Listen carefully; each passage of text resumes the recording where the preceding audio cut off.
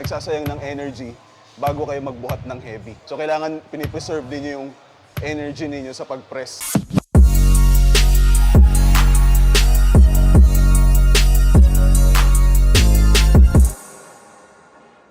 What's up mga Ka-Waking Nation? Coach Mado here. Samahan niyo ako today for my chest workout. So in preparation to sa muscle contest this coming October 21. So 5 weeks out na lang tayo. Simulan ko muna yung workout by warming up. Gamit ko lang bands. First is rotation lang muna ng shoulder. So gumagamit ako ng bands. Yung iba kasi ginagamit dito is PVC. So pwede rin naman yung bands. Pag medyo tight yung ano mo, hindi mo na ma-rotate. Pwede mong gamitin yung bands. Mas malambot siya so nakaka-adjust yung movement.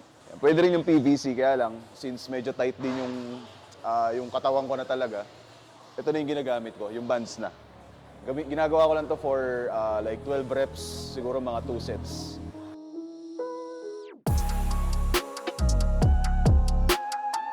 Ginagawa ko is since chest workout tayo, ina-activate ko rin maigi muna yung balikat ko para hindi ako makaramdam ng stiffness or ng pain pagka nag-start na ako mag-workout. So before mag-activate ng chest, ito muna yung ginagawa ko. So pwede kayong gumamit ng bands, pwede rin tong cables. So mas prefer ko lang kasi yung bands kasi gusto kong medyo malambot lang para mas nako-contract ko yung dapat kong i-contract. So minsan pag habang ginagawa mo pa lang to, na-feel mo na nag-activate na, feel mo na napapump na yung shoulder area mo. Maganda. May blood flow na kagad.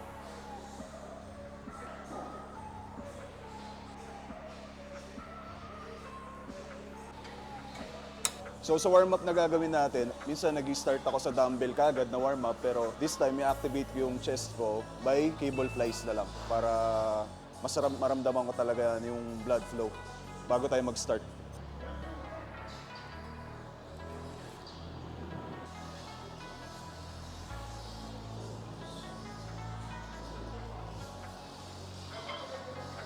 So for my workout today, baon natin is Pro Soups BCAA from Waking. So ginagamit ko na to simula nung nakabalik ako sa prep last year. Actually simula nung sinuportahan tayo ni Waking, yun yung ginagamit ko na intra. Pro Soups, lahat ng flavor masarap, di siya masyadong matamis. So kahit na dagdagan mo yung tubig, okay lang. Okay na okay talaga siya. First exercise natin guys is incline dumbbell press. So, make sure na ma-set up nyo ng maayos yung bench muna. Huwag masyadong mababa and huwag na masyadong mataas. So, makikita mo yon, nandito siya sa angle na ganito lang. Okay? So, yung bench na to kasi nakaset na rin naman yung pinaka-seat niya. So, hindi ko na kailangan i-adjust to. Ito lang.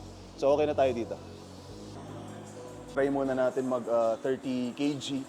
Kasi ngayon, tinatry ko pa rin as much as possible mag-heavy hanggat kaya pa. Since 5 weeks na lang tayo, approaching 4 weeks out, syempre pababa yung food. Mararamdaman mo na rin yung paghina. Pero since gusto natin na ilabas yung magandang package natin, tinatry natin i-push talaga kung hanggang saan yung kaya natin. Pero syempre, ingat pa rin para lang hindi tayo ma-injured, para umabot tayo hanggang dulo.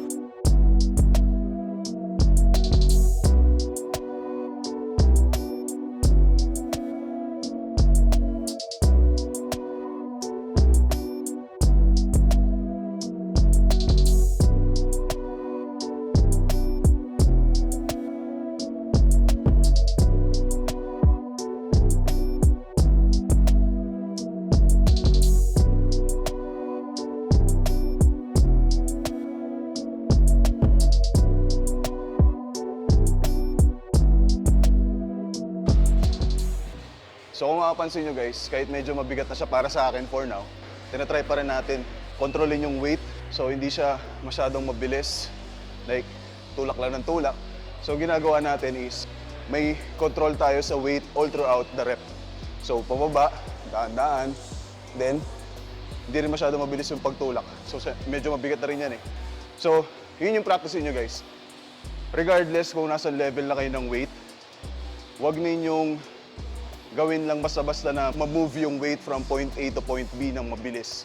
Kailangan nararamdaman nyo sa muscle yun. Kailangan na-feel nyo yung contraction para magkaroon ng growth. Kasi kung mabilis nyo lang titirahin yung weight, sayang lang yung effort.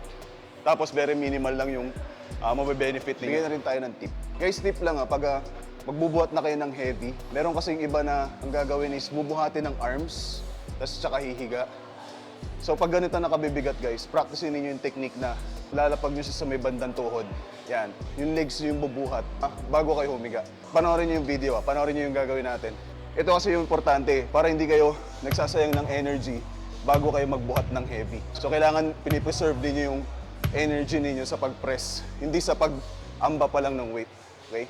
So ganito guys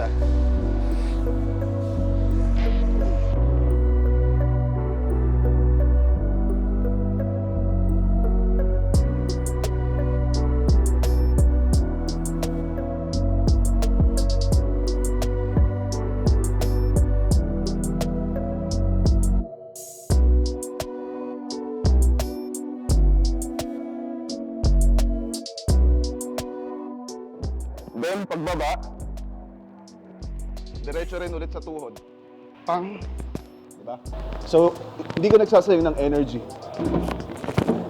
Karamihan kasi ginagawa, sample natin. Kunyari heavy to.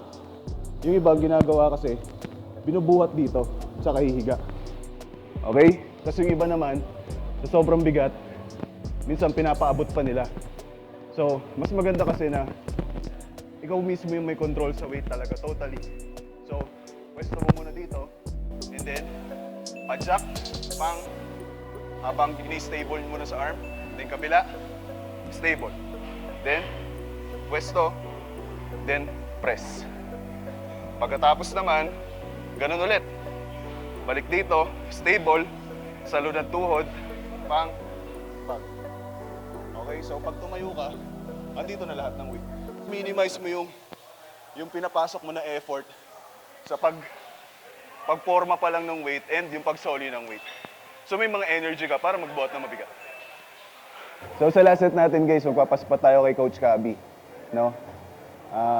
Female coach natin dito sa Kasayan. Kasi malakas yan kaya kailangan natin ng spotter.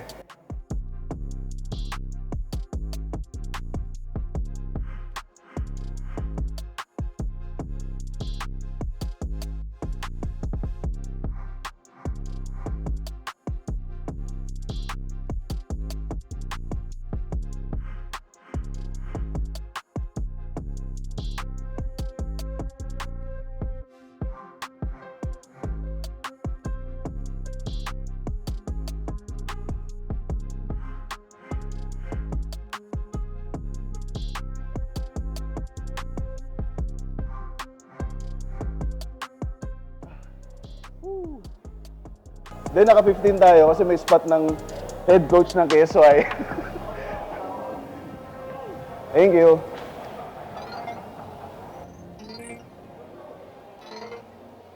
So next natin guys is iso machine, chest press machine, incline to. So pag sinet-up mo to, dapat medyo mataas siya ng konti sa chest mo para tamaan yung upper. Kasi pag pinantay mo lang din, medyo awkward yung niya, yung tama niya. So binababa ko yung upuan para sakto na ako. Played a long game with serene scene and a whip that's quick. From the back room to the hearts, I'm in the thick of it. I grind too hard for y'all not to see me a star. Bitch, I'm raising a bar like they really pay me to talk. My life been in shambles, but I got handles. I'm finishing at the rim. I remind you time and again that I'm really him. Oh, you ain't up? This not just for the show, but bet you entertain. Anybody not for me is below me, you in the way. I live my dreams, I got it locked, the master keeping on me. Back in the field, running audibles with the team. Everything I got out the mother, told my truth. I shake that fake shit, they praise you, then minimize you behind you. Just know I notice you. Stay woke, no joke, it really be the ones you closest to. Had to stop sleeping on myself like I ain't know the Natin truth. is pec deck fly. Para next, tapos na tayo sa mga push push natin sa upper, okay na. So next natin is yung may stretch naman. So best is pec fly or cable fly. So pwede kayo mamili doon. So ngayon ito muna gagawin natin. Pero ang ginagawa ko kasi dito is high reps. So try ko mag 20 reps every set para ma-maximize natin yung contraction sa chest area. Wala ka just. Okay, make sure nyo lang guys na sakto na sa inyo lagi ito Kailangan naka-align na talaga siya sa chest mo para mas maramdaman mo yung tama. Hindi sa, pag masyado kasi mataas na naramdaman mo ito sa balikat Dapat sa chest natin ito mag-feel. So kaya ko in-adjust yung upuan kasi kanina mataas siya.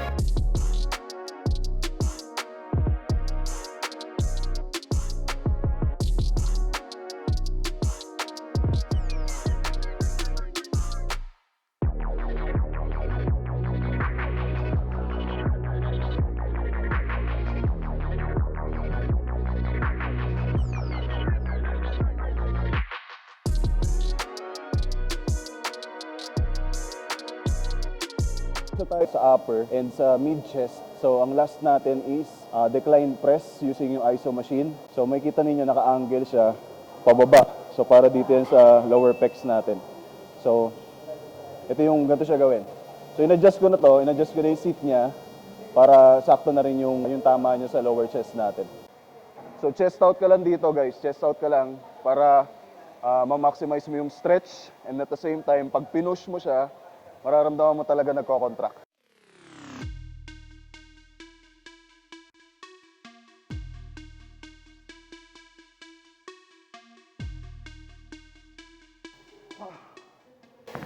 Tip ko lang sa inyo guys sa sa pagpe-press lalo sa chest. Try ninyong lagyan ng konting hold yung every pagdating nyo sa point B. So ito yung point A, di ba? Ito yung point B. So every time na nagpe-press kayo, merong point B yun. So yung point B na yun, try nyo lagyan ng konting hold, siguro 1 or 2 seconds.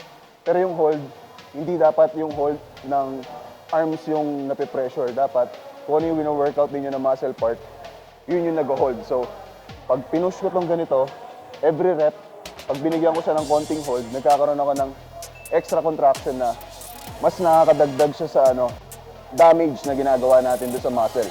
So, pag ganun yung na-practice natin over time, with proper nutrition, tsaka proper rest, malaki yung chance talaga na mag-grow yung muscle part na.